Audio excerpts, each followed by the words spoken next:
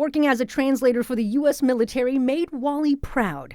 We're not using his last name because he still has family in Afghanistan. I always wanted to do my part for the country, for my people. From 2010 to 2014, the 29-year-old worked on several missions with different units in Afghanistan. But Wally had to leave when U.S. troops started to pull out. I was more of like a high target, because of the work that I did. So I realized the danger, of me being in Afghanistan. In early 2015, Wally left his family behind in Afghanistan and arrived in the Austin area, a decision for which he credits the man next to him in this picture, Captain Michael Thompson, who is from Georgetown. It's probably the best decision of my life. Wally's decision to move to Austin would later lead to another life-altering moment at the Hamid Karzai International Airport in Kabul in August of 2021.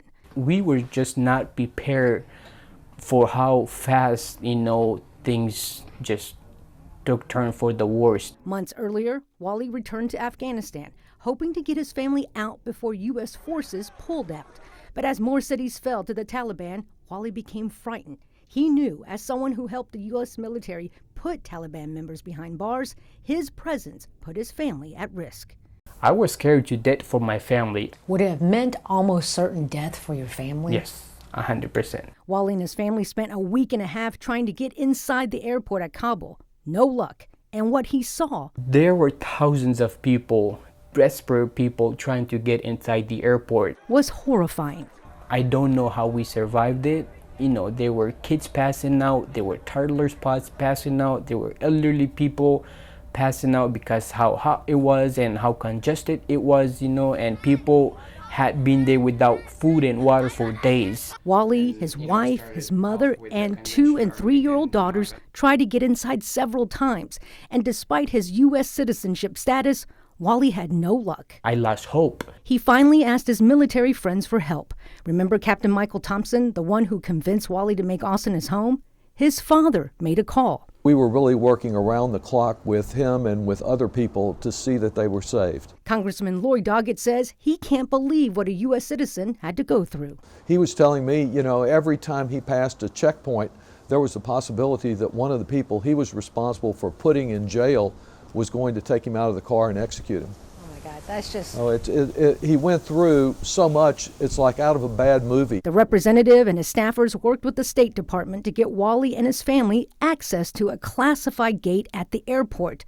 But even after arriving there, Wally's mother wasn't allowed through despite having proper documentation. That's when the congressman's deputy chief of staff made a call. I said, this from State Department is the latest guidance, and I repeated back, I think it was close family members. That was the definition of who was allowed to go through at that point. A few minutes later, and as soon as I took a step inside the airport and we were just hugging each other, we were smiling, we were happy, we took a deep breath, and that was a big relief. Relief because Wally knew the hard part was over. His happiness, however, is accompanied by sadness as his sister, extended family, and others who helped the U.S. government remain in Afghanistan. They're being left behind, they're in hidings right now. Wally worries about their future, but at the same time knows he can only determine his own. These days, he's staying at a motel in Round Rock, waiting for permanent housing. He has the company of other Afghan refugees here. Wally is excited to be in Austin again, this time with his family, knowing he wouldn't be here without the help of some now fellow Texans. I'm so grateful for the help and support, that I received from Congressman Lloyd Doggett. For the KV Defenders, I'm Jenny Lee.